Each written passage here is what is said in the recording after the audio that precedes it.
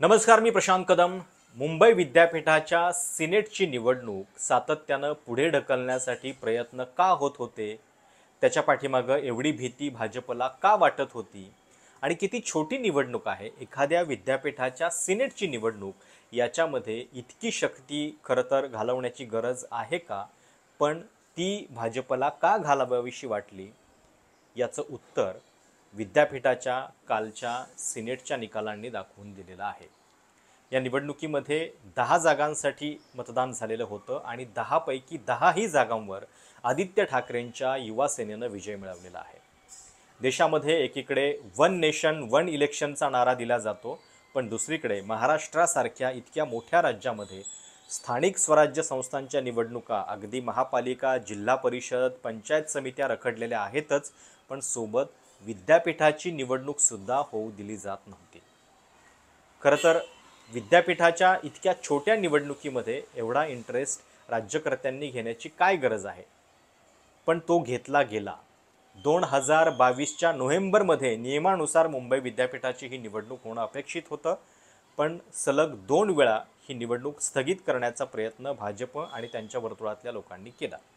August 2023मध्ये Bhajap नेते आशिष शेलार यांनी या निवडणुकीमध्ये बोगस मतदार यादी तयार केली जाते असा आरोप केला आणि त्याच्यानंतर ही निवडणूक स्थगित झाली. त्याच्यानंतर पुन्हा एकदा आत्ता ही निवडणूक जाहीर झालेली होती, पण ती विद्यापीठानंच एक ऑर्डर काढून स्थगित केली. अचानक ज्या दिवशी मतदान होणार होतं त्याच्या 2 दिवस आधी अचानकपणे विद्यापीठानं ऑर्डर काढलेली होती. पण याच्या विरोधात हायकोर्टामध्ये ठाकरे गट गेला आणि त्याच्यानंतर हायकोर्टाच्या आदेशानं अखेर ही निवडणूक घ्यावी लागली. आता साहजिक आहे की इतक्या छोट्या निवडणुकीमधून आपण काय अर्थ काढायचा आणि त्याची इतकी भीती भाजपला का वाटली असावी. मुळामध्ये एक लक्षात घ्या की ही निवडणूक कुठल्या पार्श्वभूमीवरती होत होती. या निवडणुकीमध्ये सातत्यानं हा प्रयत्न होता की शिवसेनेची फूट झाल्यानंतर आता मुंबईमध्ये ठाकरे गटाचं अस्तित्व राहिलेलं नाही आहे, त्यांचं वर्चस्व कुठेही नाही आहे हे दाखवण्यासाठीचा प्रयत्न होता. आणि म्हणूनच विद्यापीठाच्या या सिनेट निवडणुकीमध्ये जर ठाकरे गटाचा विजय झाला आणि तो देखील विधानसभा निवडणुकीच्या तोंडावरती, तर परसेप्शनच्या लढाईमध्ये आपल्याला थोडासा सेटबॅक बसेल अशी भीती कुठंतरी वाटत होती. शिवसेनेमध्ये फूट झाल्यानंतरची ही पहिली निवडणूक होती. सोबतच लोकसभा निवडणुकीच्या निकालानंतर विधानसभा निवडणुकीच्या तोंडावरची ही निवडणूक होती. लोकसभा निवडणुकीच्या निकालांमध्ये शिंदे गटाकडून आणि भाजपकडून हे सांगण्याचा प्रयत्न केला जात होता की मुंबईतला जो मतदानाचा आकडा आहे तो दाखवून देतो की ठाकरेंच्या बाजूनं मुंबईतलं मतदान राहिलेलं नाही आहे. स्ट्राईक रेटचे दाखले दिले जात होते. पण आता या निवडणुकीनं विधानसभा निवडणुकीच्या तोंडावरती एक छोटासा का होईना पण बूस्ट ठाकरे गटाला मिळालेला आहे का याची चर्चा होती आहे. सोबतच आदित्य ठाकरेंच्या नेतृत्वाला एक प्रकारे या निवडणुकांच्यामुळं एक थोडीशी झळकण्याची संधी निकालाने दिलेली आहे. कारण 2010 त्याच्यानंतर 2018 दोनही वेळा इथं युवासेनेचाच विजय झालेला होता. 2010मध्ये 10 पैकी 8 सदस्य त्यांचे निवडून आलेले होते. 2018मध्ये 10 पैकी 10 निवडून आलेले होते आणि आता देखील तोच पॅटर्न कायम ठेवण्यात आलेला आहे. एकीकडे धर्मवीर सारखे चित्रपट येत आहेत, त्या माध्यमातून एकनाथ शिंदे त्यांचं एक इमेज बिल्डिंग तयार करतायत. मुंबईच्या सगळ्या मतदानाबद्दल स्ट्राईक रेटचे आकडे दिले जात होते आणि त्याचवेळी मुंबई विद्यापीठाच्या सिनेटची ही निवडणूक झालेली आहे आणि निकालांमध्ये 10 पैकी 10 जागा ठाकरे गटानं जिंकलेल्या आहेत. या 10 जागांसाठी 28 उमेदवार रिंगणामध्ये होते आणि एकूण मतदार जे आहेत ते 13,000 होते. अर्थात 13,000 पैकी सुद्धा खूप कमी मतदान झालेलं होतं. 55% मतदान या निवडणुकीमध्ये झालेलं होतं.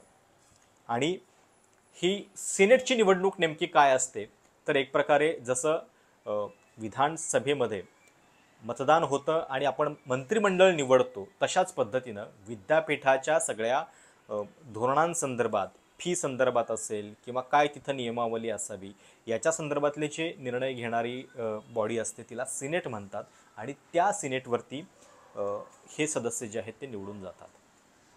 मुंबई विद्यापीठामध्ये एकूण सिनेटचे 41 सदस्य होते, त्यापैकी 10 सदस्य हे पदवीधरांच्याकडून निवडले जातात आणि त्या 10 जागांसाठीची ही निवडणूक होती. आत्ता 41 पैकी हे 10 सदस्य जे आहेत ते याच्यातून निवडले गेलेले आहेत. एक प्रकारे विद्यापीठाच्या सगळ्या मॅनेजमेंट काउन्सिलवरती कोणाचं वर्चस्व असणार हे ठरवणारी ही निवडणूक होती.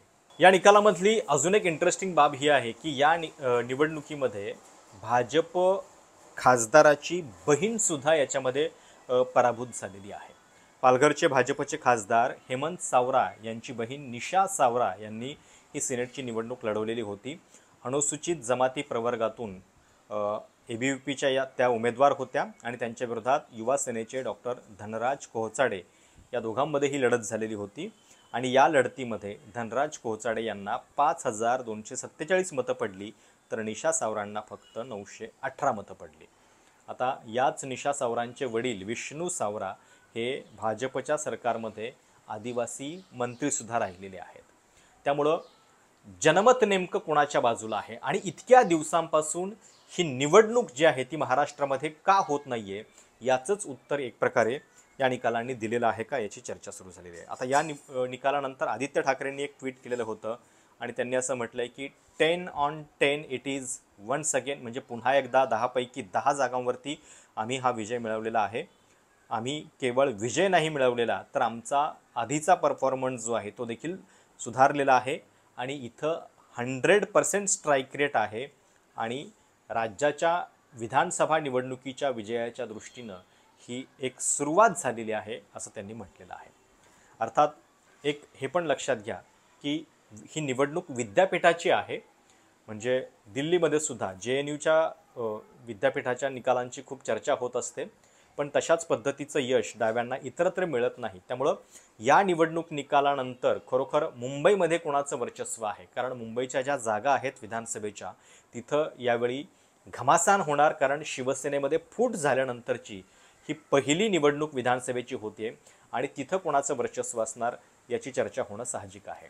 पण वारंवार या निवडणुका पुढं ढकलण्याचा प्रयत्न जो आहे तो नेमका का केला गेला, एवढं काय त्या निवडणुकीमध्ये होतं की ज्याची जर नियमानुसार 5 वर्षानंतर ही निवडणूक होऊ दिली असती तर त्याच्यामध्ये अडचण झाली असती, याचा सुद्धा विचार करण्याची वेळ आहे. निकाल आपण पाहताय आणि सेनेटचे निकाल येत असताना देखील सरकारने अडथळे निर्माण करण्याचे प्रयत्न केले.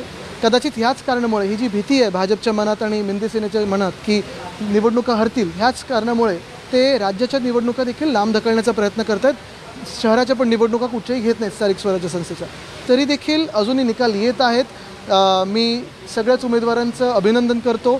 ज्यांचा विजय झाला त्यांचं तर अभिनंदन करतोच, ज्यांचा विजय नसेल झाला त्यांना देखील शुभेच्छा देतो की त्यांनी देखील प्रयत्न चांगले केले. सगळ्याच पक्षांनी चांगले केले प्रयत्न. आमच्या कार्यकर्त्यांनी खूप मेहनत घेतली, नेत्यांनी खूप मेहनत घेतली आणि सगळ्यात महत्त्वाचं म्हणजे मतदार राजांनी आम्हाला साथ दिली. आणि एक पॅटर्न लक्षात घ्या की अशा पद्धतीच्या कुठल्याही निवडणुका आम्हाला वाटतंय तेव्हा आम्ही थांबवू शकतो, आम्हाला वाटतंय ती कारणं देऊन आम्ही एक प्रकारे जनमताचा अनादर करू शकतो, ही जी मानसिकता आहे त्याचा कुठंतरी आपण विचार करण्याची गरज आहे. आणि म्हणून ही निवडणूक जरी सिनेटची असली तरी त्याच्यातून जी मानसिकता सत्ताधाऱ्यांची दिसत होती ती खूप संतापजनक आहे.